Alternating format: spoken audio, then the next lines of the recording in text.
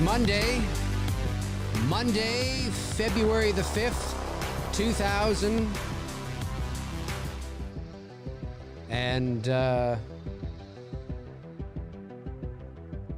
2000, oh, geez, that happened again. What's that? 2024. One moment. Let me just... Hey, test. That's probably better. Test. That's better. Getting a little... Bring down my levels a little bit.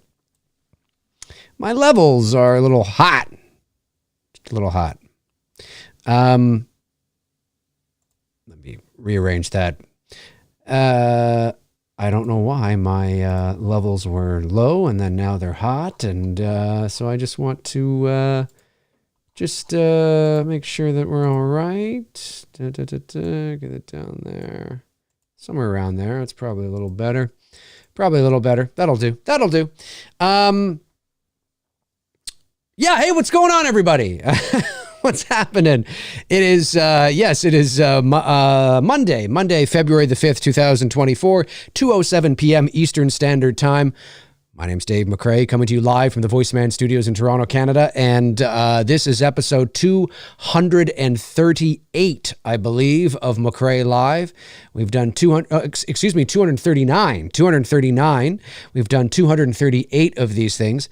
And I thought I would jump on here, and I think I've kind of talked a bit about the Melissa Barrera situation in other streams during the Q&A portion of certain live shows.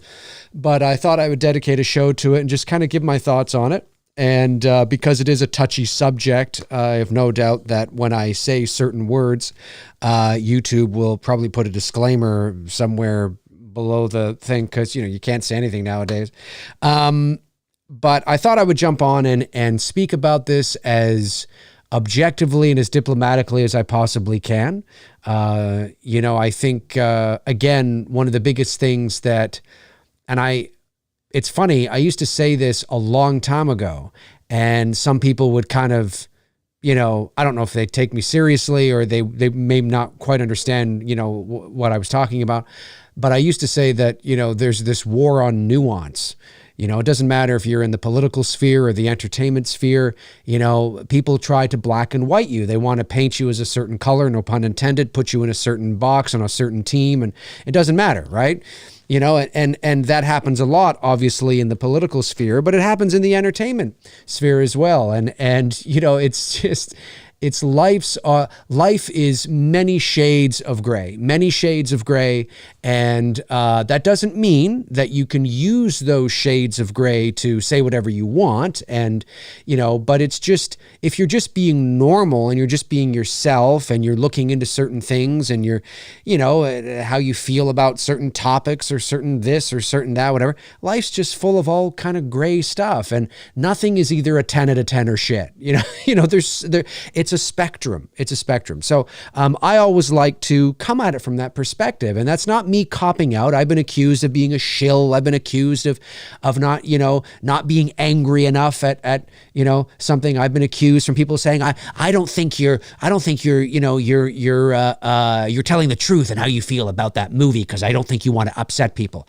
Upset people? I fucking get on here and say that I really liked Barbie. You think I give a frog's fat ass about whether I upset people or not? I got on this channel and said, I watched Barbie and I liked Barbie. If I was afraid of upsetting people, that's the last thing I would have said. I would have been like, yeah, Barbie, yeah, screw that Barbie and damn woke feminism shit. No, I liked it. I thought it was pretty good. I enjoyed it. What could I say? So please, if you're one of those people, please understand that I have no issues telling you how I really feel about something. I'm just not one of those people that, creates content and the identity of my channel, I'll say, is not a channel where there is an expectation that I'm going to create a certain type of content. I'm just going to tell you how I feel and what I think. And today is no different. So it's a hot button issue, obviously. I'm not a political commentator. I know just as much about the situation in the Middle East as probably most people do, which is next to fuck all. And, we have a general idea of what, oh yeah, it's the Palestinians, it's Israel, and of course it was October 7th, they came and, well, that's crazy, and then Israel needed to retaliate, and it's crazy stuff, and then you have all these, protests and, stuff, and then you look back and we know a little bit of history because maybe you watch a YouTube video or two on it, you're like, oh, that's interesting, that's really sad. But I mean, it's not like I'm not a scholar, I'm not a historian, I'm not Jewish, and I'm certainly not Palestinian, so, I don't know a lot about the situation to speak on it with any sort of informed, educated perspective. I can speak in a general sense, but certainly I'm not, I'm not the one to go to find out, hey, Dave, what do you think about what's going on out there in the Middle East?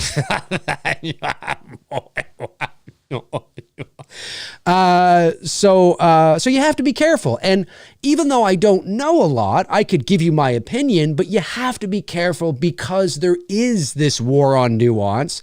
And, very few people, especially online, are able to instill nuance because they feel that if they do that, they're somehow giving you a pass or whatever the case is. Anyway, okay. So, Melissa Barrera. Right? Actress. She's older than I thought she was, actually. I thought she was a lot younger, but she's 33 years old. She's actually in her 30s. I thought she was maybe in her early 20s, but nonetheless, she's 33. And her big claim to fame right now, she's been around for a while. But, certainly her big break to the next level. In the entertainment industry, there's many levels, right? You can work at a certain level for a long time, and then you get a big break and you hit another level, and then you can work at that level for a long time, and then you get a big break and you work at another, you know what I'm saying? There's many levels, and, not everybody is an A-list Harrison Ford, right? There's many levels. That's why, during the SAG-AFTRA strike, right, I think it's only about 2 to 4% of actors actually make a living. You know what I'm saying? Most of the actors in SAG, which are, there's like 160,000 people, most of them are not your Harrison Fords, your Tom Hankses, and your Brad Pitts, right? That's like the, the top like 3%. Anyway, I digress. You know what I'm saying? So, there's levels, and Scream was a big break for her, and that's awesome. And I like Melissa Barrera in some of the things I've seen her in. My headphones keep falling off here. I like her. And Scream 5, which is Scream 2022, was a big break for her. And then, of course, Scream 6 continued that in New York City. You got Jenna Ortega there and everything. Wow, it's great. It's fantastic. And although I thought Scream 5 and Scream 6 were, serviceable, fine. I didn't think there were anything to write home about. I didn't think they were incredible and amazing and suddenly took the Scream franchise in this new interesting direction. No, I thought Scream 2022, Scream 5, they played it relatively safe. I think it was the smart thing to do because obviously, Wes Craven had died. There hadn't been a Scream movie since 2011.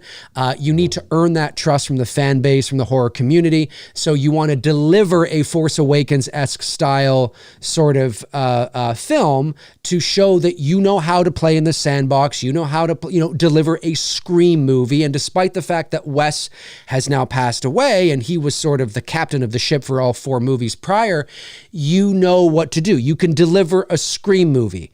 And that was important. So I thought Scream 5 was good. It was fine. It was good. It advanced it. Yeah, Dewey. Oh my God, what happened to Dewey? Oh my God, it's awful. All these things. It was good, but it was a Scream movie, at the end of the day, right? And so, and then comes along Scream 6. And they do now decide, you know what, let's take it out of Woodsboro, let's put it in New York, and here's what we're going to do. We're in New York City, and blah, blah, blah, blah, blah, blah, blah, really Montreal, Quebec. But nonetheless, and I thought it was good. It was another Scream movie. There's a formula to the Scream films, right? Every movie has a beginning, a middle, and an end in terms of the stories are always complete. There's never any cliffhangers. It's, and I thought it was fine. It was good. But after Scream 5 and after Scream 6, I didn't feel necessarily like I needed the whole thing to continue, and, whatever the case is. But Melissa Barrera, back in November, had a hot take on the situation in the Middle East. Obviously, she was, I don't want to go as far as to say that she's pro-Palestine. I'm not, I'd have to look into it. I know the posts were in favor of that and the retaliation from Israel and all that kind of stuff. And she had some thoughts on it and she decided to express those thoughts on social media. Well, she got backlash, of course, and she stood her ground, and she was essentially, as far as we know, again, these things are very rarely black and white. There's many levels and many variables to this kind of thing. But as Joe Public, who we are here in this kind of a situation in relation to the information we know, what we know is that she was fired. She was fired because Spyglass said, look, these views that we do not condone this. This is borderline hate speech. This is inappropriate. We do not feel that. No. You're gone. Okay, so she was fired. So she's not in Scream 7. She was let go. Shortly thereafter, Jenna Ortega, it was announced that Jenna Ortega would also not be in Scream 7 either. However, I believe we later found out that she wasn't going to be in, it was unlikely she would be in Scream 7 anyway because of scheduling conflicts. Now, whether that is 100% true or again, there's a lot of wheels that turn here. I'm telling you, the average movie fan knows fuck all about what actually is going on behind closed doors, and you only get to know what they want you to know in a lot of cases. Not all cases. That's where the investigative journalism and sources come in and all that kind of stuff, but that's a whole other topic. But nonetheless, that's what we learned. And no, it was scheduling. She very rarely she was going to, okay. So Scream now loses Melissa Barrera and Jenna Ortega as well. Well, just a couple of days ago, Melissa Barrera was at it again, and she made another social media post. The article was from Variety. I have Vulture up here, but it comes from Variety. Melissa Barrera, this is just from like 3 days ago. Yeah, 3 days ago? Yeah. I'm doing math in my head. Melissa Barrera reportedly almost fired for Palestine advocacy. Melissa Barrera's talent agent and management company, those are two different things, by the way, both reportedly considered firing her after she shared a fundraiser for the United Nations Relief and Works Agency for Palestine refugees in the Near East on Instagram. According to Variety, her posts encouraging donations to a fundraiser to benefit martyrs in Gaza and the West Bank prompted heated internal debate and were viewed as the final straw. Ooh. Hang on a sec. I noticed my... Thank you. Yes, hot. Too hot. Let's try that again. Let me go back. I noticed my mic was a little hot there. Let's try that again. Melissa Barrera reportedly almost fired for Palestine advocacy. My mic was a little hot. Melissa Barrera's talent agent and management company both reportedly considered firing her after she shared a fundraiser for the United Nations Relief and Works Agency for Palestine refugees in the Near East on Instagram, according to Variety. Her posts encouraging donations to a fundraiser to benefit martyrs in Gaza and the West Bank prompted heated internal debate and were viewed as the final straw. Sources claim that the management company, Sugar 23, was preparing to drop Barrera, while agency WME, that's William Morris Endeavor, one of the largest, most prestigious talent agencies in the world, consulted with outside advisors about how to fire her without sparking backlash. Though a WME rep denied this to Variety. On Thursday, both companies reportedly changed course and decided to keep Barrera as a client for now. WME and Sugar 23 did not immediately respond to Vulture's request for comment.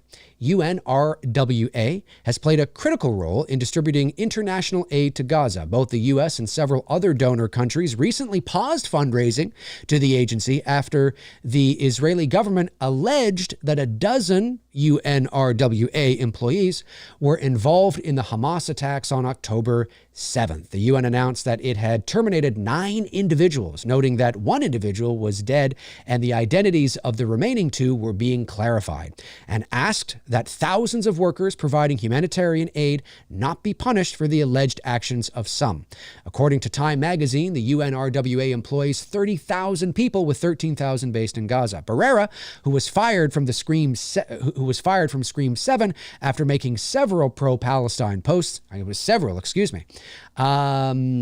and recently protested in support of Palestine at Sundance, created her fundraiser a day after the U.S. announced it was temporarily freezing funds to the UNRWA. Quote, "Guess it's always up to the people." Made a fundraiser with a at UNRWA donate what you can and share. Barrera wrote in an Instagram story. She acknowledged in another story that apparently some people are mad that I'm sharing this fundraiser.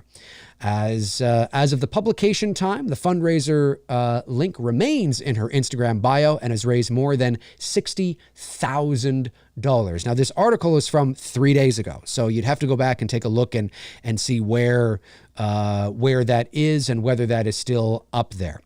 But Melissa Barrera is not fazed by any stretch of the imagination by, this kind of thing. So here's the situation. Melissa Barrera has every right. That's what living in a free country means. You have every right to express yourself. She has every right to express herself. 100%. She's not going to go to jail. I hope not. But she has every right to express herself. She can do that. She can get online. She can express herself. The companies, Spyglass, William Morris Endeavor, Sugar 23, they have equally every right to let her go. As long as it's properly justified, right? And it's not for no reason.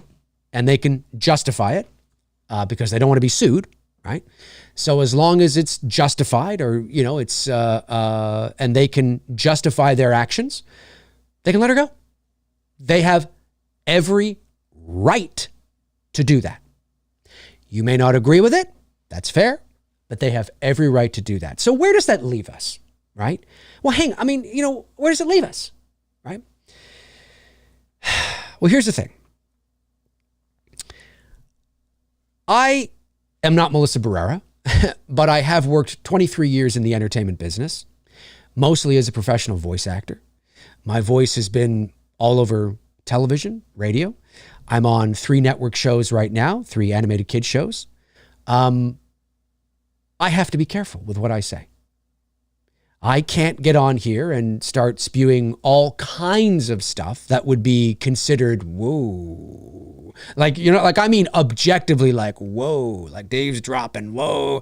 I have to be careful because I have a job that puts me in the public eye. And I have a job that my agents could let me go. The shows that I'm on could let me go if they were to find out that I was doing something that was really whoa. Do you know what I mean? And it's within their every right to do that. When you have a job that puts yourself in the public eye like that, and again, Melissa Barrera is, she's a Hollywood actress. She's far more well-known than I am. But the principles are still the same. The principles are still the same. And you have to be careful. It's the same reason that if you worked for Coca-Cola, it's probably not in your best interest to get online and start bashing Coca-Cola, because then Coca-Cola would probably fire you, and they have every right to do it. It's not that she was bashing Scream. I'm just saying that I think it's important, and maybe she doesn't care. She may not care.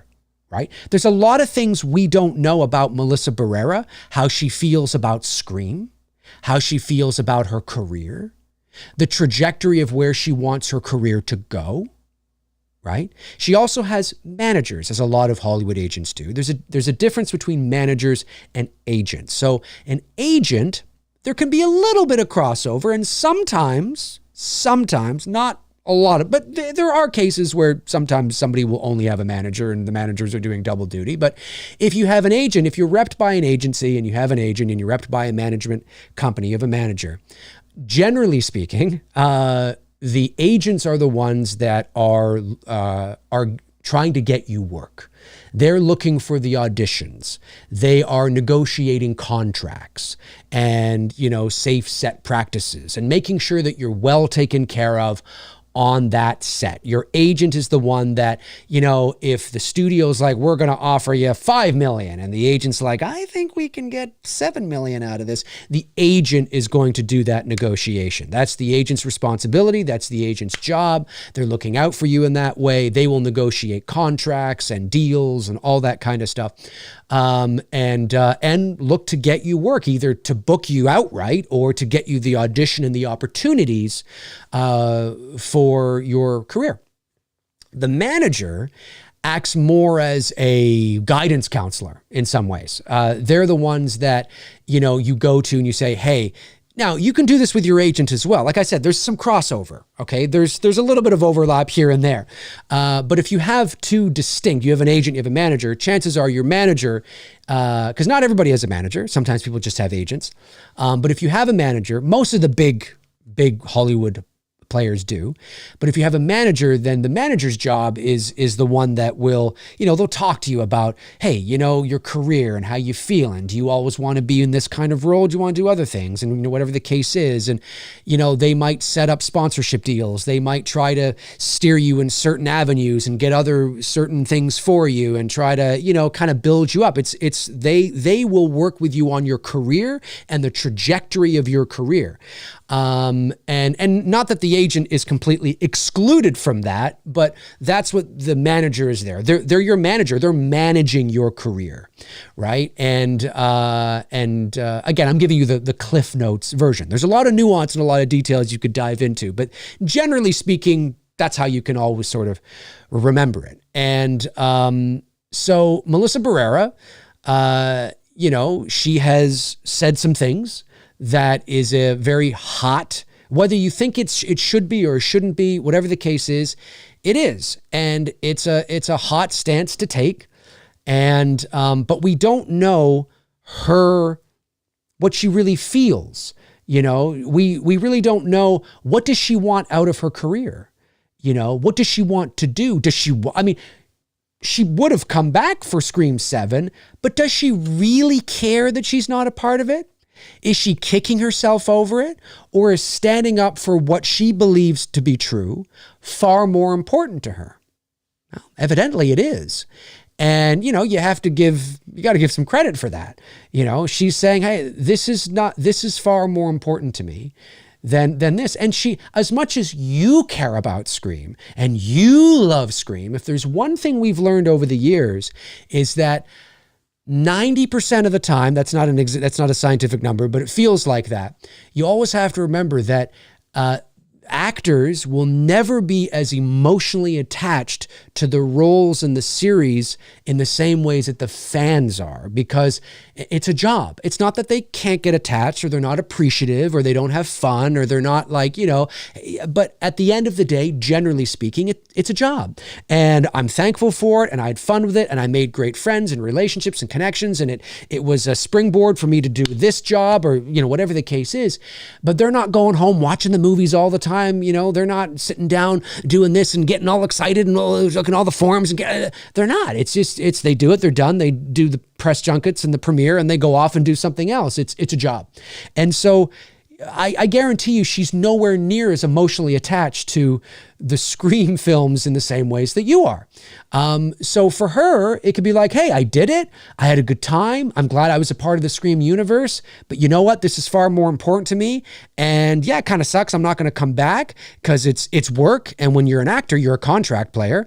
And, well, not a contract player, but you're a contract worker. You only get paid when you work, unless you're huge enough to have all sorts of endorsements from all sorts of products. Then you can not work for 10 years and make millions of dollars off of Nike and Reebok. But The point I'm making is that generally speaking, you are only working when you are hired to work. So, but she, she thought, no, I'm not gonna, so for her, the decision to not come back to Scream or to buckle down and to just might have been a very easy one.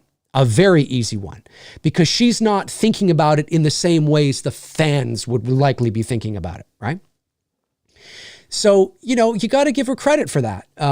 She believes in it, whether you agree with her or not. She's standing by her morals and her values. And again, there's, I don't pretend to know a lot about what's going on in the Middle East, but I do know that there probably is a lot of nuance that we could instill where a rational, conversation could be had from both sides without calling somebody a Zionist or a racist or a this or a that or a this or a that, or you hate these people, I hate these. It's just it's one of the most frustrating things is the lack of the fact that nobody, and it's in every sort of sphere, it feels that you just can't say something without going, oh, so then you're racist?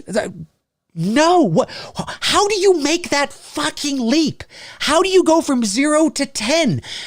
No, that doesn't mean that. And it's with anything, right? It could be like, yeah, I wasn't a big fan of that movie. Oh, so you hate it? No, you know what? I give it like a 7 or 8 out of 10. Oh, so you fucking hate it? No! What the hell's wrong with you? It's everywhere. The inability to instill nuance and perspective it's killing. It really is. I know it sounds crazy, but it is just, oh my God, it's unbelievable to me. But anyway, so I wanted to start off talking about her and her posts because I think it's important to sort of lay the groundwork of where she is, where we are right now with this and her. And it's important to know that she might be disappointed. She's like, that kind of sucks. But at the end of the day, she may be, now, what would happen if her management company and her agency dropped her? Well, that's a big deal. But that doesn't mean that she's never going to work again. Because another agency could pick her up. There are boutique agencies that could also pick her up, right? You have CAA, WME, and UTA, which are sort of the big, it's UTA, I think, one of the three like big players. But there's many talent agencies in Los Angeles, some bigger than others. There's boutique agencies as well, which are sort of the smaller agencies, but nonetheless professional and dealing at the Hollywood level. So if she was dropped by WME, that doesn't necessarily mean that she's not going to have representation. I'm sure she would find representation somewhere. She may even take a year or two off and then, come back or something. Who knows? Same with management companies. There's lots of management companies, not just in Hollywood, but in the world. And a management company, your fucking father could be your manager. Okay. Your wife or your husband. Her husband, she's married. She's been with the same guy for over a decade, married since 2019, I read.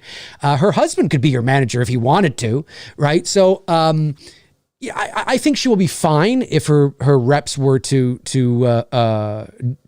drop her.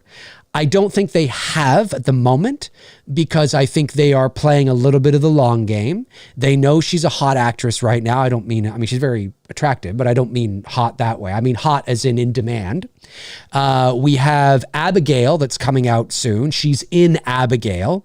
So now the question is going to become, are the studios going to put her not front and center? I don't think she's the star. It's part of, she's part of an ensemble, but are they going to put her front and center? Are they going to sort of limit the press junkets? Maybe. Are they going to have her go to, I was about to say Letterman. I'm just dating myself. Are they about to, are they going to have her go to, Colbert and Fallon and Kimmel or are they going to maybe have somebody else do it? Who knows? Are they going to limit her sort of, promotional? I don't know. It depends what's in the contract and how that all plays in. But my point is that it's going to be interesting to see how it plays forward. I'm not surprised they haven't dropped her from her new posts from the other day, because despite that, there could be some internal, you can't make knee-jerk reactions either. And like I said, she's hot right now. She's in demand. She's an up and coming star. possibly, right? She's possibly up and coming, and they want to nurture that as best they possibly can. This is a business. If we can end things, if we don't have to end things, then let's keep this going until we don't have to. And that's what I believe that her management company and WME are doing, is they are basically saying, hey, look, what she shared something about, fundraising. Yeah. Okay. All right. I think they're playing the long game until they cannot play it anymore. And then they have evidence. Well, hey, listen, we didn't drop you when you did this. We didn't drop you when you did this. We didn't drop you when, you did this.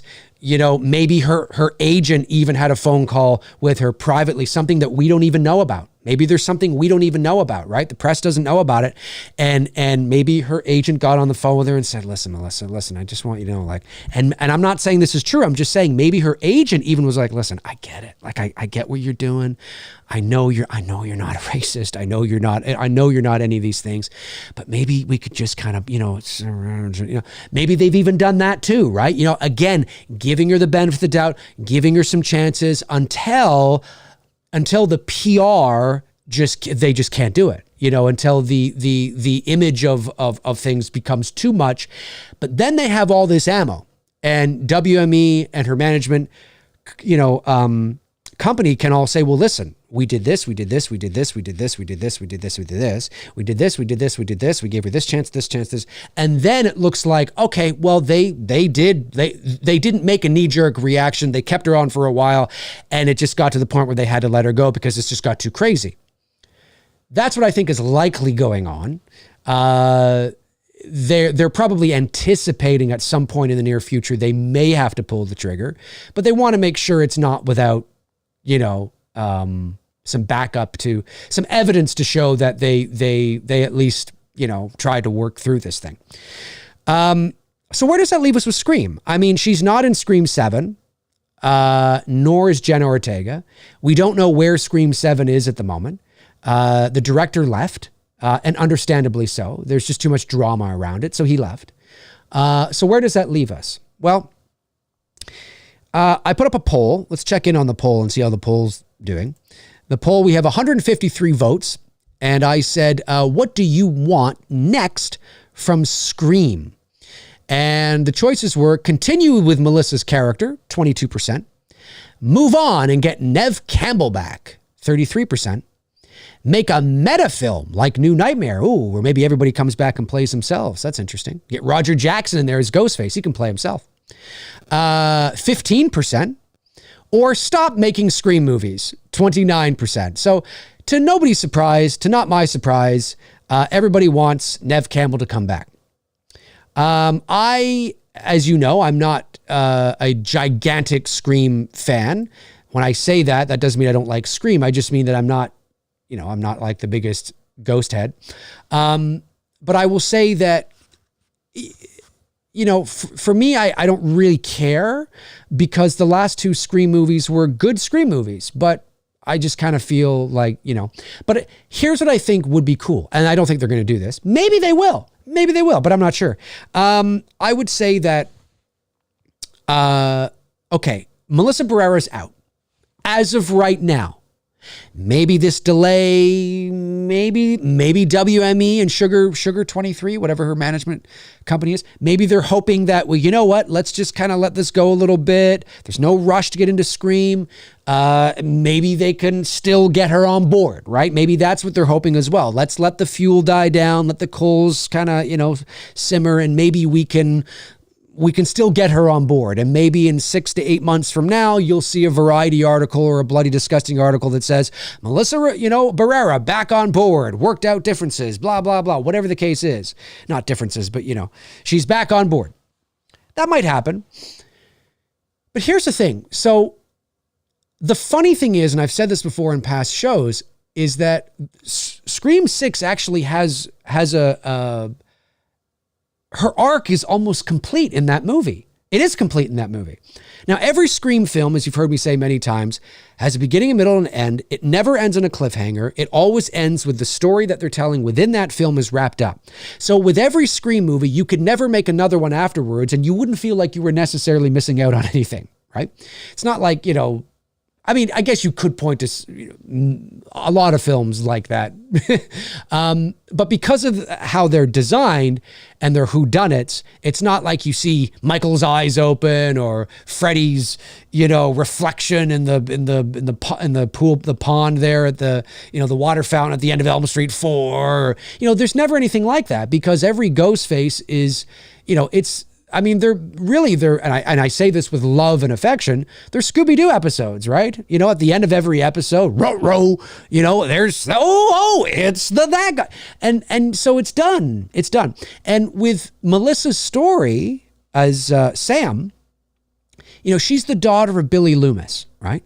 And at the end of Scream 6, I've said this many times, at the end of Scream 6, there you have, she's looking at the mask, her father's mask. I mean, that mask is the OG.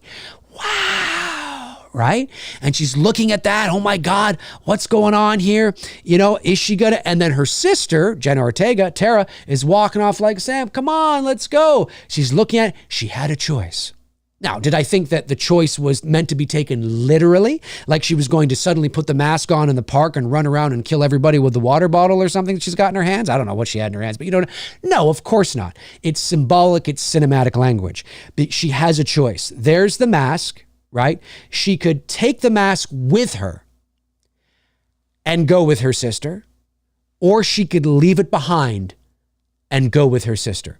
And what does she do? She drops it to the ground and goes with her sister. As far as I'm concerned, Sam's story's done. It's over. It's done. I don't even think you need to make another Scream movie ever. Of course they will, because, box office receipts say otherwise. But when you look at it from a story perspective, I'm like, this is great. From like symbolically, cinematic language, there she is. She's got her father's mask. She's looking at it. Her hands are bloodied. She's looking at it. She has a choice. And she drops it and leaves. If she had taken that mask with her, ooh, interesting. Why did she take it with her? Nostalgia? An emotional connection? Why is she taking it with her? What does she need it for? Is she going to sell it on eBay? Like, what's going on? Do you know what I mean? But she doesn't. And that is to communicate to the audience she's letting go. She's leaving the past behind. She's moving on. She doesn't need her father anymore. It's over. Drops. And away she goes. And away she goes. Away she goes. So for me, I think that's great. I think I need to see it. So instead of worrying about Melissa Barrera, because her story is, for all intents and purposes, that doesn't mean you can't make another one with her. And listen, if there's one thing we've learned about horror movies and franchises, is you just when you thought it was over, it wasn't. He's back again. I mean, holy shit, of course, I get it. But as of right now, I feel, okay, I don't feel like I would be missing something narratively if Melissa wasn't in the next one. Like if they did another Scream movie without Melissa, depending on what the story is, of course, I wouldn't suddenly go, yeah, but what about,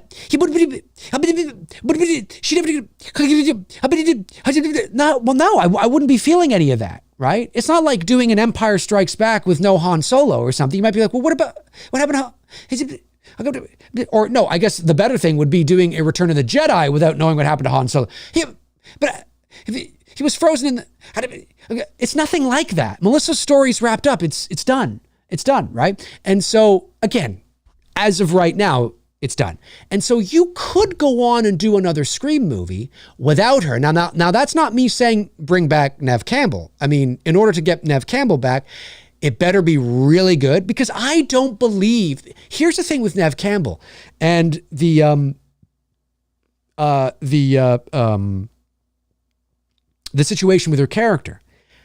I have a hard time believing that Sidney Prescott would continue to get involved. So I don't think it would be a story about how now Gail Weathers is in trouble and she's got to come back and say, it's like, yeah, okay, I get, but like, why does she feel this sort of allegiance to be like, you know, the superhero of the, I don't believe that. I think she would want to get as far away from here. She's married now. She's got kids. I think she's married anyway well, she certainly got kids. She was pushing the stroller, you know, in Scream 5. She's trying to move on with her life. That doesn't mean that it can't be brought to her, which would be interesting. But her coming out of like John Wick, I'm back.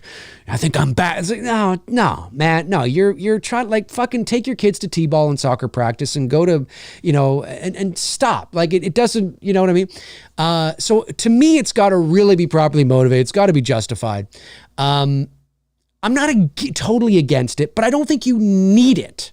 I don't think you need it. I think you could do another Scream movie without Neve Campbell and without Melissa Barrera, but it has to be a story that is linked via its DNA to the previous events, right? So it has to be there, and I don't pretend to know what that story is. I'm just simply saying that there does have to be some sort of connective tissue in the DNA in the story that does link you. Like, you don't make a movie where you pretend it doesn't exist. It's not a remake of Scream. It's not something where, you know, past events are never mentioned or, you know, anything like that. Maybe you try to get the other two characters back on board. Mindy Meeks, I think her name is, her and her brother. Maybe you try to get, wait, did her brother survive? No, her brother did survive Scream 6. I remember thinking, oh, come on. But maybe you get them back and you use them as your base. I know you're far more emotionally attached to Jenna Ortega and Melissa Barrera. I get it. I understand it. I'm just simply saying maybe you use that as a foundation to build off of it, to go in this direction a little bit, keep the connective DNA there with the story. Like, maybe there's some, hey, what's Sam doing now? Oh, she's in such and such right now. Or interesting. Maybe there's a phone call with Sam. You don't need to hear Sam on the other line, but maybe there's a phone call with her, you know, or something like that. Or, you know, something like, just kind of push it in a direction to give some time if you don't want to wait, but make it a great story, really good, really interesting, and maybe you do what I've always wanted the Scream franchise to do, and I know that it would go against, you know, type here, but maybe, just maybe, you end it on a cliffhanger. I always wanted, before Scream 6 came out, I was hoping that Scream 6 was going to end on a cliffhanger. Because it never has. Never has. And it would have been because that's different. That's like, oh, that's unexpected, right? That's unexpected. That's interesting to me. That's pushing the Scream films it's pushing the Scream films in a new and interesting territory, but it's not overkill. It's not completely changing the DNA. You know what I mean? Yes, we're used to whodunits having the reveal at the end. I get that, but that doesn't mean you can't, like, you're not removing the reveal of who Ghostface is. You're just extending it. You know, you're just extending the gratification of it. You're extending the suspense. That's interesting to me. And I always thought that maybe at the end of Scream 6, this is before, of course, we saw the film and knew how it was going to end. I always imagined, what if the movie ended, and I've talked about this on this channel, what if there were moments where the movie ended where, there was a moment where, you know, Tara and Sam, they're down on their luck, they're bloody, they're sweaty, they're dirty. Oh my God, what's going on? Clearly Ghostface has the upper hand. You can feel the film coming to a crescendo, but you're looking at your watch and you're like, wait a minute. The movie's going to end soon, and it doesn't. How can they do the Scooby-Doo stuff and still end in time? What's going to happen here? What's going on? This is crazy.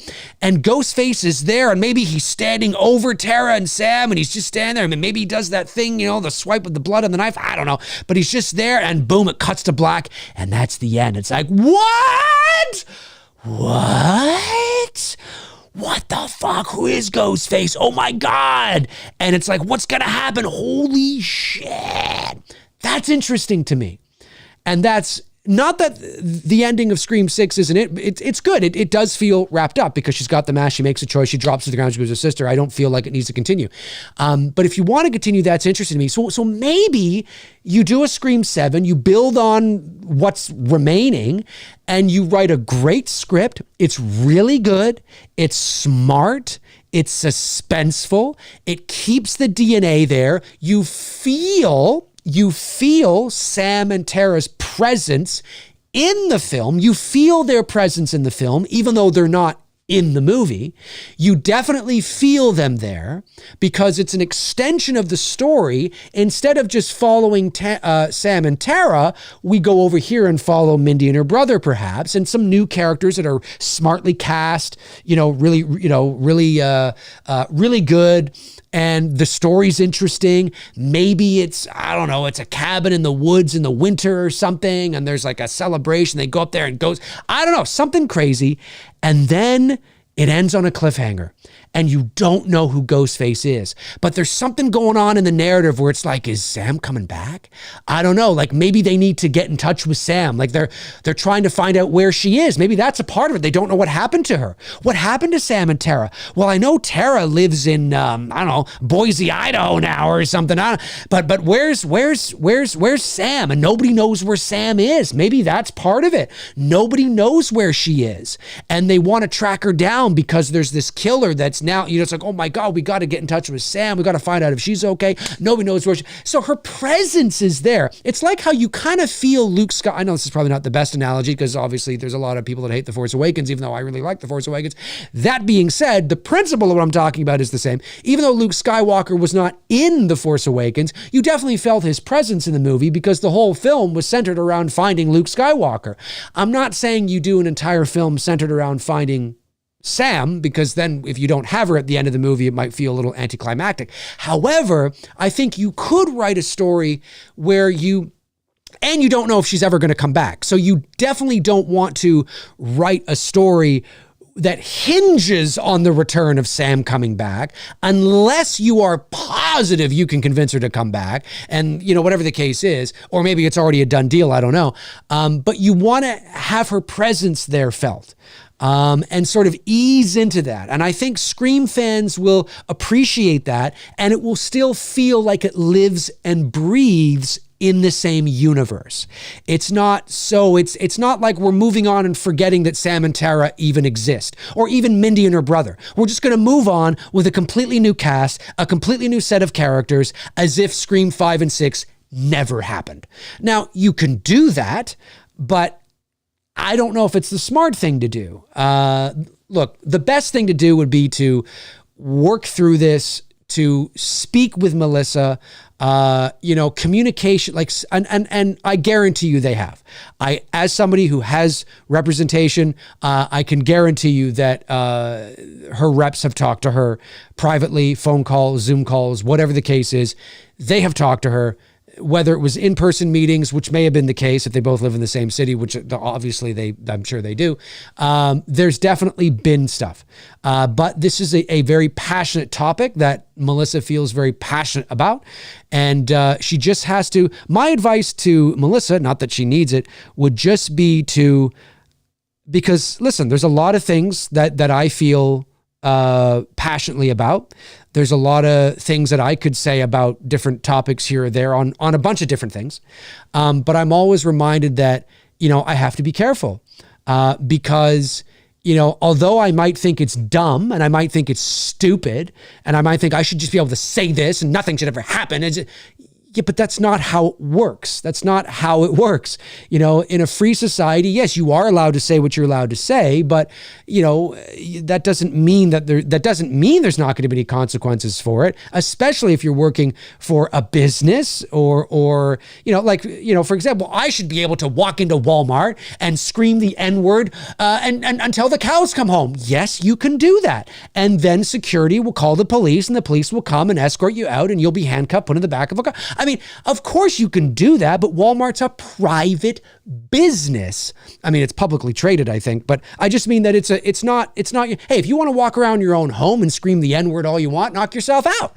You know what I mean? But that doesn't mean you can go out into into Target and do it, right? So, I mean, I think it's important that when you are in the public eye, especially at that level where Melissa Barrera is, there's a game that's got to be played.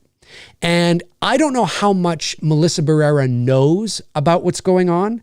I don't know if she's well educated or if she's speaking from a place of emotion and she's popcorn educated, like she just watches things that confirm her biases, or if she's really educated, like an actual, like she knows the ins and outs. And listen, I understand not everybody has the time to know the ins and outs, and I get all that.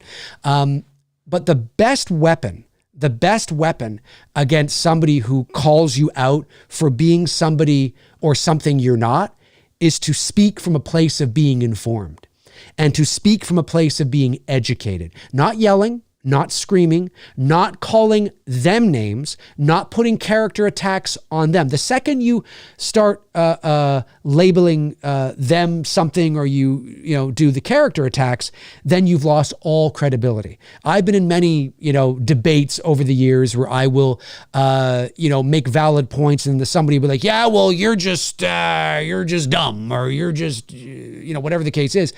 And then it's like, okay, well, clearly it's over. Like this discussion's over. And so I think if Melissa Barrera, and I'm not saying she should do this, I'm just saying that if she was able to speak from a place of being informed, being educated, to speak clearly, to speak respectfully, calmly, and to basically say, listen, here are my feelings, here are my thoughts. I mean, no disrespect. And she might have already said this in a post. Maybe her PR team did it. I don't know. But I think if you do that, if you always, and that's the game you have to play, even though part of you wants to go, I don't want to fucking speak like that. I want to say, shut the fuck up. This is how it is. This is what, yeah, I get it. We all want to do that. We all want to do it. But when you have a job that puts you in the public eye, you've got to be careful. You do. It's just and this isn't new, by the way. This goes back decades. Whenever, you're in the public eye and you say something that generally speaking could be perceived as controversial or going against the narrative or sort of the general ideology or, whatever the case is, then you have to be careful. You have to know that going in, and maybe she did. And you have to be, there's a game that has to be played. If you make the choice to speak up on behalf of what the general consensus is of what the media says you should support, then you could probably say whatever you want and it's okay. But if you feel really strongly, and I mean legitimately strongly, about a certain topic that isn't really the main sort of narrative of the media and all that. And if you were to say something, chances are somebody's going to get mad. Then depending on what your job is, you got to say, okay, do I feel so passionately about this that I need to say something, not just for me, but for my, whatever the case is. If you know you're going to make a tweet or a post or a video or whatever the case is, then you also have to know it's in some ways you have to plan it. You have to be prepared to respond in an informed, educated, diplomatic, calm way, because nothing will ever trump an attack on your character like a well-informed, educated, calm response. Because there's nothing they can say. Now, they might continue to go, yeah, well, you're just a racist, or yeah, well, they may continue to say that. But then you just go, okay, yeah, whatever, I'm done, right? There's nothing more to be said. And I don't know, it sucks, but when you're working at a certain level, like I have to do that myself, and it's not like I'm in the next, Scream movie, right? But even I have to do that. I have to be careful, because of my job. And it's I don't want to lose the shows I'm on. I don't want to, get on here and start saying stuff that I know is going to be very controversial. And then it gets back to the networks or whatever the case is. And they're like, well, we can't have Dave McRae on this show. This is the children's show. We can't have him on this show. And that could happen, right? And so, it doesn't mean that I don't think... It's just the reality. It's just the reality of sort of, it comes with the job. You have to be very careful. It doesn't mean you cannot express yourself. You just have to choose, okay, I feel really strongly about this. I want to say something. How am I going to say it? What are the repercussions from it? And how prepared am I for those repercussions? And what can I say? And that's not me saying that Barrera was not prepared. I'm not saying that. I don't know her. I've never met her. I have no idea.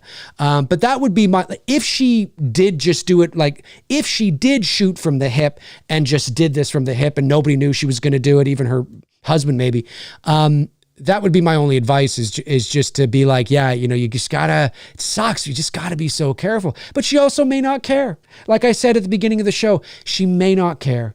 She may feel so strongly about it. And I can guarantee you, although she's very appreciative of Scream, and although I have no doubt enjoyed those two movies and no doubt would like to come back and no doubt has enjoyed her time there and made new friends and is very thankful to be part of this legendary franchise. And absolutely. But I guarantee you she's nowhere near as emotionally attached to it as you are. And it's different when you are an actor than a fan, right? So she might just be like, yeah, no, I'm done. I'm done. So anyways, those are my thoughts on, the situation. And I like her as an actress. I do. I think she's good. I've seen her in a few other things and I think she's good. And I certainly would like to see her come back for a Scream 7, though I think it's kind of unnecessary because her arc was kind of wrapped up, but they will find ways to keep it going, of course. But I do think she is. And what's interesting, I was actually looking forward to seeing her. I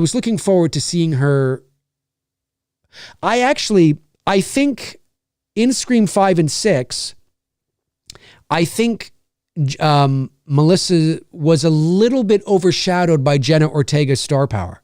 Jenna Ortega sort of gets all the love, right? It's Jenna Ortega, you know what I'm saying? And she's kind of gets all that love. And Melissa Barrera, I think just a little bit, was just a little bit overshadowed by Jenna in the Scream films. I think it would be very interesting to see a Scream movie without Jenna Ortega, but with Melissa Barrera, and really allow her to, kind of just take the torch and run with it, right? Take the mantle and run with it. That would have been interesting. And who's to say it could still happen.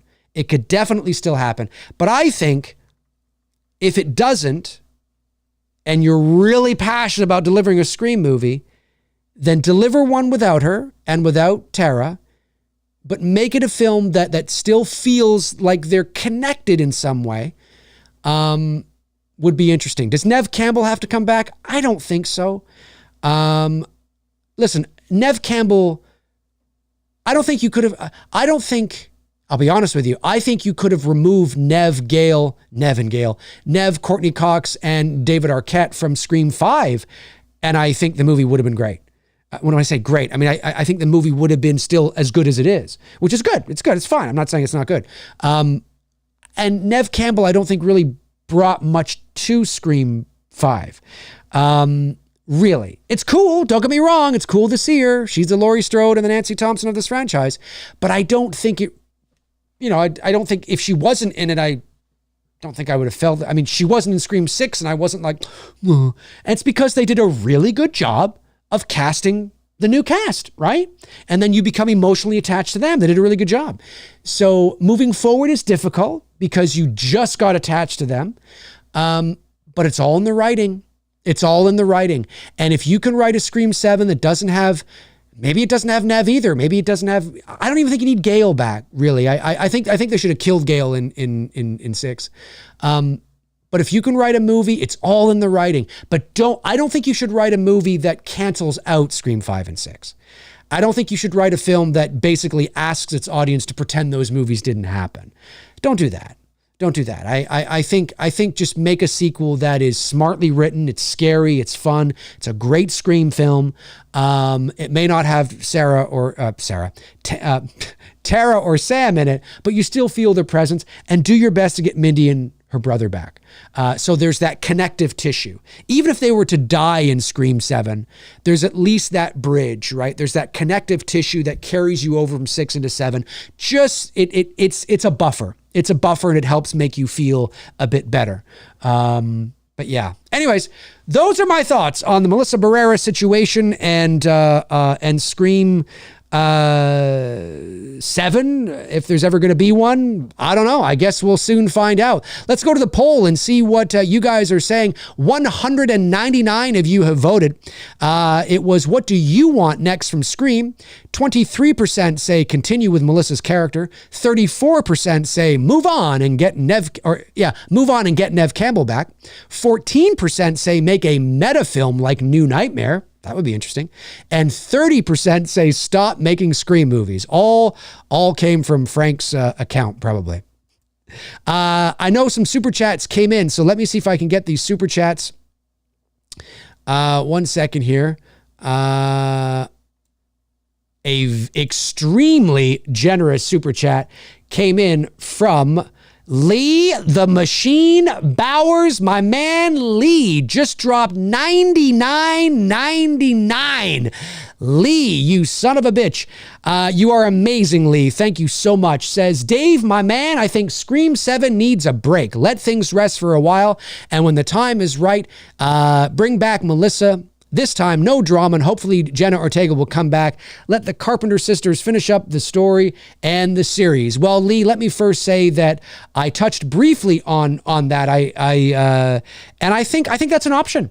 I think it is. Just maybe let it go for a while. There's no rush. Let it go. Let things die down. Work on communicating with Melissa. Work on that relationship. Don't let that relationship go sour. That would be my advice to her agents and, her manager, which, who knows, may agree with her behind closed doors anyway. Who knows? But if not, if there is a bit of animosity there and a bit of a struggle, just continue to work on that. There's no rush, because ideally, in an ideal situation, you'd want her to come back. I don't know what the story would be, because again, I kind of feel like her story is complete. She made the choice. She felt the darkness in her. She felt it in Scream 5. She felt it in Scream 6. She was having visions and delusions of her dad, basically, basically telling her to go to the dark side, and she didn't know which way she was going to go. And at the end of that movie, she made the choice. It was a great ending. So, to revisit them again would be kind of like, okay, but I get it. I get that you probably want to do that. I agree. I think I agree that I think that's an option for sure. And Lee, again, thank you so much for the extremely generous super chat. Laquita Smith, is that how you say it? Sends in $9.99. Thank you, Laquita. Says, Dave, new subscriber, love your content. Thank you so much. Appreciate it. Huge fan of your It's Me, Billy short film. Really enjoyed hearing you give praise to What Lies Beneath on the Slaughtered Lamb. Well, thank you. Thank you so much.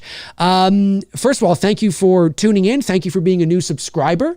Thank you for the super chat. Thank you for watching It's Me, Billy. I really appreciate that. And What Lies Beneath. Oh, it's one of my favorite Harrison Ford movies, and it's one of my favorite movies. I think it's a terrific psychological thriller. Unfortunately, one of Robert Zemeckis' last really good movies, although I do quite like The Polar Express.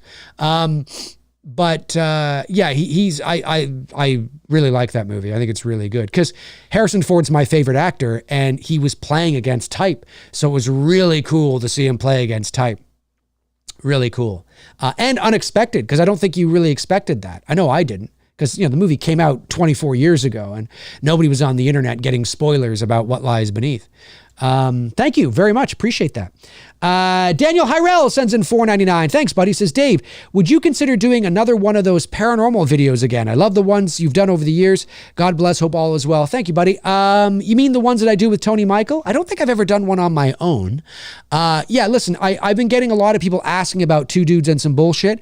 It is coming back. We're just on a bit of a hiatus at the moment, but we will be coming back. Do not worry about it. We will be coming back. Not sure when the next episode will be and what the topic will be, but I have no doubt that Tony and I will probably do a couple more paranormal videos for sure. They're always fun to do, even though 99% of them are easily explained away. They're still fun to do, and yeah, they're a lot of fun. Josh McKenna sends in a generous super chat of $19.99. Thank you, Josh, and says, have you ever had a friend from your school that had died since you graduated? I had several friends from school passed. In fact, I had one pass this week. I'm very sorry to hear that, Josh. It's wild because we're all in our late 20s, early 30s. Yeah, that is young. I'll be 45 in May, so I'm approaching my mid 40s. Yes, I do know a couple of people that have passed. Not direct friends of mine, but people that have passed that I go, oh yeah, I remember them. You know, I remember them. Like, I remember them being in the school. I might have talked to them a couple of times. Maybe they were in a class, but they weren't necessarily like a friend. But, you know of them. I have had that happen since, because, I graduated high school, over 25 years ago. So, but even still, even dying in your 40s is extremely young. So it's always sad when you hear that.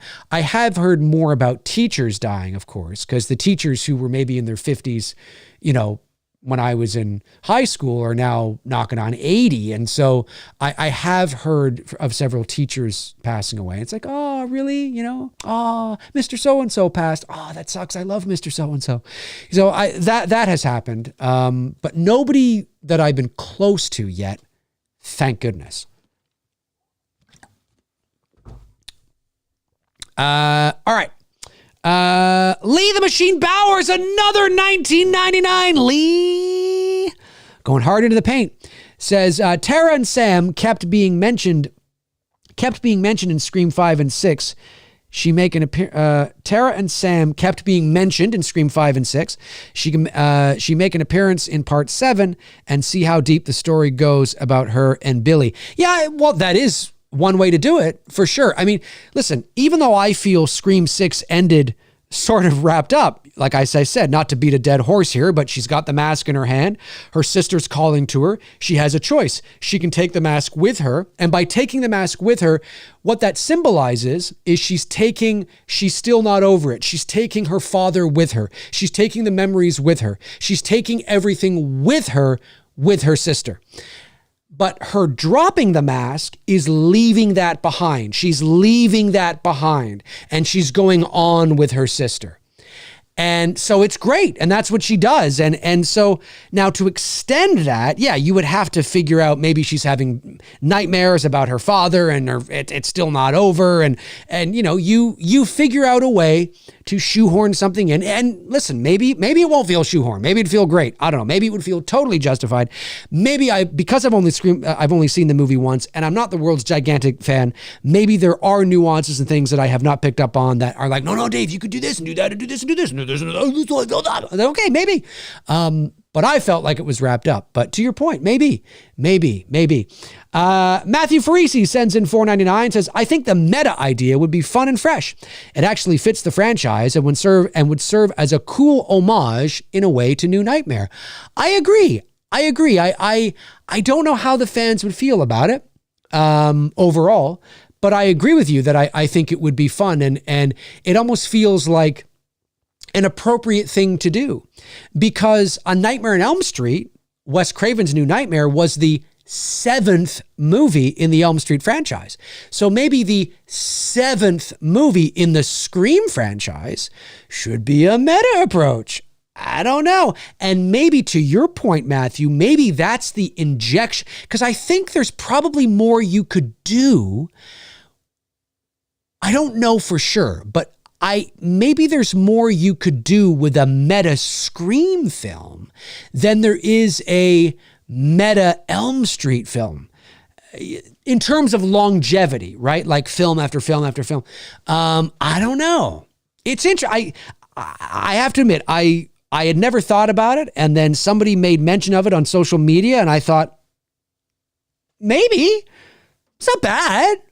It's not bad. It's got to be really smartly written, though. Like, really smart. But you know what? I'm not totally against it.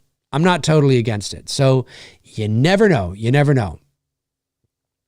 And then, okay, let me see here. Matthew Farisi there. And then we've got Josh McKenna sends in another $9.99. Thank you, Josh. And says, if Scream 7 happens, Ghostface should kill Gail, and her last word should be, "This is Gail Weathers signing off." Do you remember that? I do remember that, Josh. Yeah, that was from an episode of Two Dudes with Tony. And I do remember that. Yeah. I think, look, I think you're right.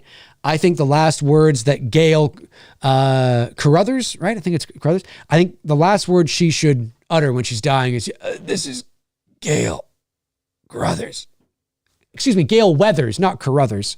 Weathers. I'm thinking of Halloween. This is Gail Weathers signing off. Ethan Self sends in $4.99. Thank you, Ethan. Says, do you think for Elm Street's future, they could recast Freddy, but have some of the original actors like Heather back? Yes, absolutely. 100%. Yes. Now, it's not something that can just be willy-nilly done, but yes, I do. Yes, I do. I'm always perplexed. Well, I'm not, because I understand it. But I do find it, it's always an interesting discussion to get into the whole Freddie, Robert Englund thing. I understand from an emotional, nostalgic perspective that there are a lot of people out there that believe that Robert Englund is the only Freddie and will always be the only Freddie and nobody else could ever do Freddie. I don't subscribe to that. I don't believe in that. There's lots of evidence, I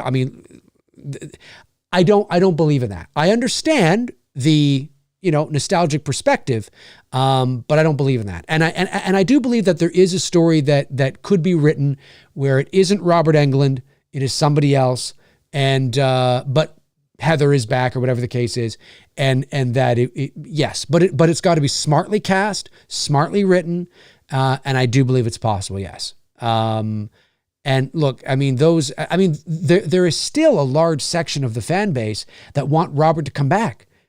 He's nearly 80. Even he said he's done. Guys, no. Now, could you have him come back for a New Nightmare sequel? Yes, you could, because he's playing himself, right? And maybe there's a passing of the torch with that. Sure. But for him to sit in a makeup chair for, 8 hours, 5 hours every day for 6 weeks, and us expecting him to be the svelte, agile Freddy that he was, 40 years ago, it's not going to happen. It's not going to happen. He's 76 or 5 or whatever he is. But to answer your question directly, yes, I do believe it's possible. And I realize that, that's not a very common thing. All right, let's check the poll. What we got? We got 212 votes. 23 say they want Melissa's character to continue. 34% they say move on and get Neve Campbell back. 13% say make a meta film like New Nightmare. And 30% say stop making Scream movies. That's out of 213 votes. Fascinating stuff, folks. Fascinating stuff. I'm telling you. All right, we'll go another few moments. Another few moments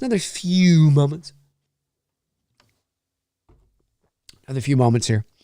Aaron Click says even Freddy's finger knives would be wearing depends if Robert were to come back.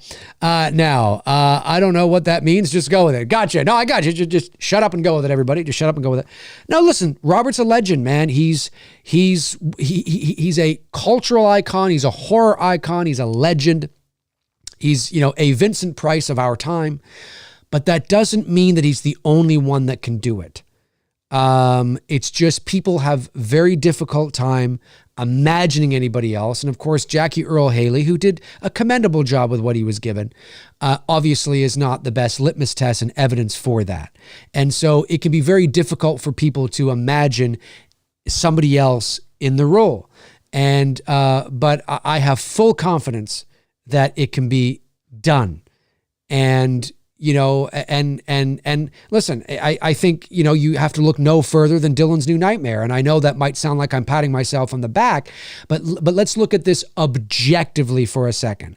I am not saying that I should be the new Freddy. I am not saying that you know, that it has to be me. That's not what I'm saying. But and that doesn't mean everybody liked what I did. No, there's people out there that definitely did not like what I did. But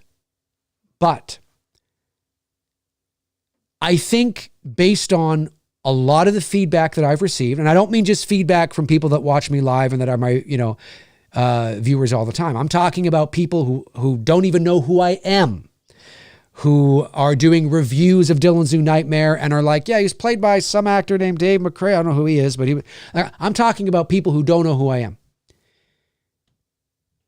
There's a general consensus, generally, not everybody liked it, but there's a general consensus that what I did in Dylan's New Nightmare impressed a lot of people. There were a lot of people at the screening at Mad Monster in July of last year that came up to me and came up to Cecil, had no idea who I was, and said, listen, I'm a Robert guy, but that was impressive as hell, right? So I would like to think, at the very least, what I was able to do showed people that it can be done. It can be done. And people thought, well, why do you feel so strongly about that? Because I'm an actor. And, you know, I've been doing this a long time. Before YouTube existed, I was on stage, I was in commercials, I was in docudramas, I was doing voiceover. I've worked in the entertainment business for 23 years. I know actors. I've worked with actors. I'm not saying I'm a Hollywood star. I'm just saying I've worked in the business a long time. So I don't subscribe to this idea that only one person can play one thing. I do subscribe to the idea that that one person will always be my Freddy, or always be my Indiana Jones, or my James Bond. Well, yeah, of course, because you grew up with that. So there's a nostalgic connection. Harrison Ford will always be my Han Solo. Harrison Ford will always be my Indiana Jones. He's Indiana Jones. But does that mean there's nobody on the face of the planet ever in history, or ever again in the history of the world, ever again that could play Indiana Jones and make us go, that was pretty good? Of course not. Of course not. Look what happened with Heath Ledger when he was hired as the Joker. Look what happened with Joaquin Phoenix. Oh, that was actually pretty good. You know what I'm saying? And so, again, it's not about doing an impersonation of them. It's about understanding the character, bringing the essence of the character there, the nuances, the idiosyncrasies, making it your own, but still understanding the character. And that's why I thought, what's his face in the film Solo, the young actor there that played Han Solo, I thought he did a great job. I had no problem believing this was Han Solo at like 22 years old. And that's what it's all about, right? So nobody else but Freddy. Well, those are people that really believe that, first and foremost. They really do. They really do. And it's okay. It's all right. But they're speaking from a place of emotional nostalgia. They're speaking from a place that they don't want it. Which means if you don't want it, then that means you have to be okay with never having another Elm Street ever again in the history of time. If you're saying that I don't want anybody else ever to play Freddy again, well, that's basically an effect of what you're saying. Then there will never be another Elm Street movie ever again with Freddy Krueger.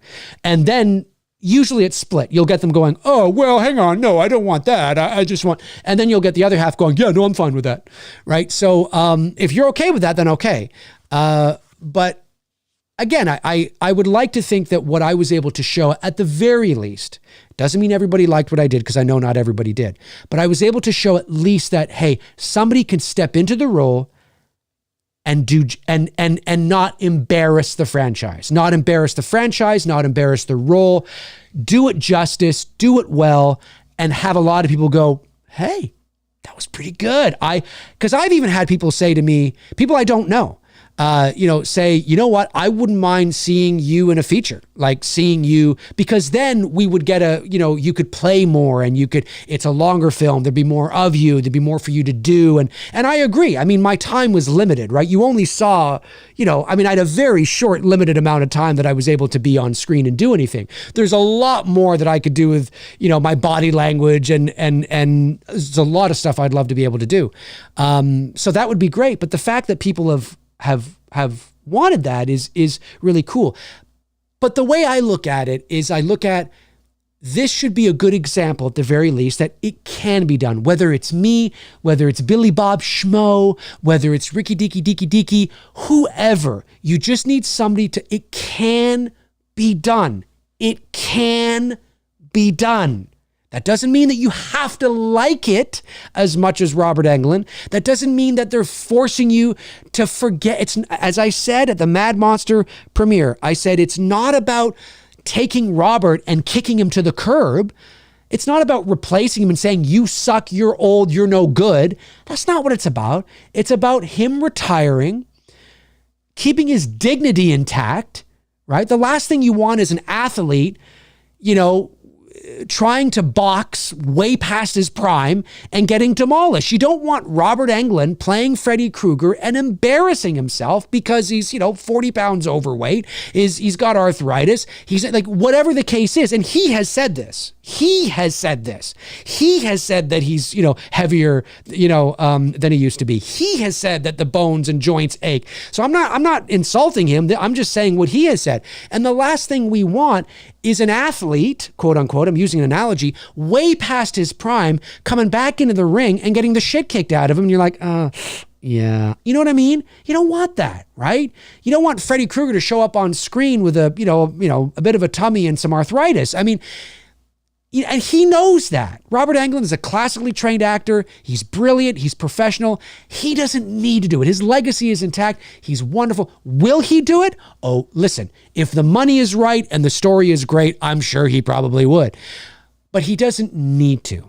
He doesn't need to. And it's okay if he doesn't. Him being replaced is not him being replaced as in because you suck and we hate you. No, it's just that let the man retire with dignity. Let him retire the character with dignity and pass it on to somebody who's younger. It can be done. It can be done. It can be done. It can be done. And another very generous super chat from Lee the Machine Bowers. Thank you, Lee. Man, really appreciate you supporting the channel, man. It says, for the channel, sorry to be off topic, Dave, but did you hear about the passing of Carl Weathers? Rest in peace, Apollo Creed. I did hear about that. Yeah, very sad. Obviously, whenever I think of Carl Weathers, I think of, Apollo Creed, obviously. And then next would be Dylan in Predator. I do remember the Action Jackson trailers when I was young. I can't remember if I've ever seen Action Jackson, but I do remember the trailers and look, Carl Weathers is, he's, and it's sad because it's almost like he was getting a second wind. He was on The Mandalorian. He had directed a few episodes. I really think that he was finding sort of a nice little kind of second wind for himself in his 70s, but at least he passed away according to his family. And the article that I read, he passed away peacefully in his sleep. So at least it wasn't some sort of, horrible thing. Although maybe we'll get more details as it goes on. But very unfortunate indeed. Let me see. Let me get a few non-super chats before I call this a day. Entertainment Wizard said, Entertainment Wizard talking to Evil Monsterism. Ryan Oshlow says, Anthony Hopkins will always be my Hannibal Lecter. There you go. Yeah, but that doesn't mean there can't be other great Hannibal Lecters. And it's okay to love them. It's okay to be like, hey, you know what? He's really good. It's okay. There is it really is part. And again, I don't want to make a blanket statement and paint everything with a broad brush, but it does, generally speaking, yeah, it comes from that nostalgic, emotional perspective that they feel that if a fan feels they admit that they like somebody who's replaced somebody, it feels like they're disrespecting their own fandom. They're disrespecting the love they have for that character or that actor.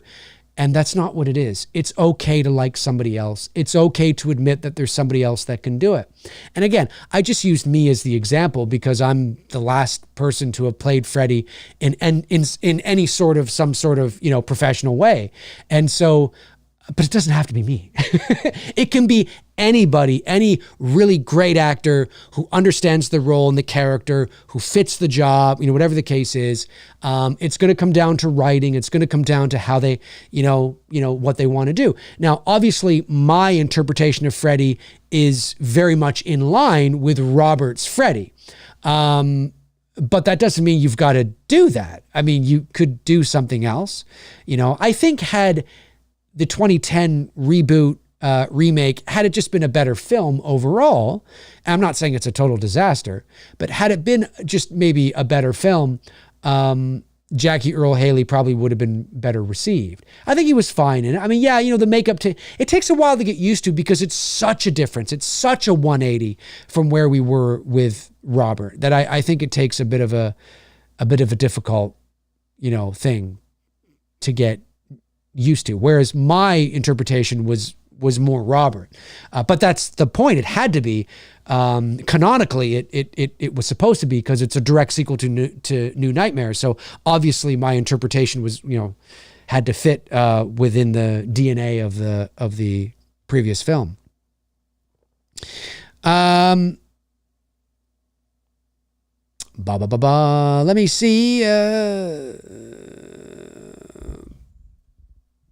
Chester Franklin Jr. says, Dave, Dick Warlock will always be my favorite Myers because I love Halloween 2 a lot because of his performance as Michael Myers, one of the best firewalks ever. I could not agree. Dick Warlock is I think he's my second for sure. And that definitely comes from a place of nostalgia for sure. And yes, at the end of Halloween 2, one of the great firewalks of all time. There's no doubt about that. No doubt about that. All right, I love to see I love that you guys are also talking amongst yourselves as well, continuing to build that community. Let me go back, see if I can, see if I can find somebody that I haven't read from yet. Well, I have read from Jonathan Ball, but I'll read this anyway. I'll be 45 in April. Amazing. Lost friends from cancer, combat, drunk driver, suicide, illness. It's not fun whatsoever. Wow. Well, you've certainly lost quite a few friends. That's really unfortunate. I'm very sorry to hear that. Very sorry to hear that. But yeah, the older we get, it's going to happen. It's only a matter of time. It's very unfortunate. Melissa says, Frank, why you don't have your channel anymore? Frank does have a channel. I'm just scrolling back.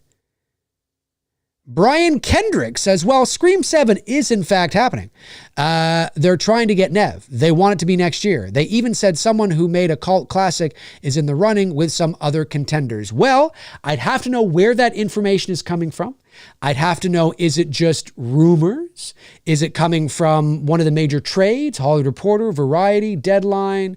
Is it coming from the rumor mill? I do not jump on rumor mills until that doesn't mean that you're not right, and that doesn't mean that wherever you're getting that information is not right. But that information in and of itself coming from you in the chat, it doesn't mean anything to me. So I have no doubt that they're still pursuing Scream 7. I think I think we can all guess that. There is no doubt in my mind they are continuing to pursue it. There is no doubt in my mind that they would love to have Melissa back. There is no doubt in my mind that they would love to have Nev back. How far along and at what stages of that they're at, I don't know. And I would need more than just rumor mills on that. And that's very important to me simply because of my upbringing, right? You know, as I've mentioned many times, I grew up in a media family. My father was one of the top journalists in Canada for many, many years. And so I grew up in a media family. And so this kind of thing, I'm a bit of a stickler for. So if I see something in a tweet or on, and I'm not saying you have, I'm just saying if I see something in a tweet or a Reddit post or whatever, I tend to look the other way until I can get more concrete information. I don't tend to glom on. Not saying you have, I'm just saying I agree with what you're saying, that I think all that is probably true because I think it's kind of general information. I think it's sort of a foregone conclusion that they would be doing these things anyway, or trying to do these things anyway.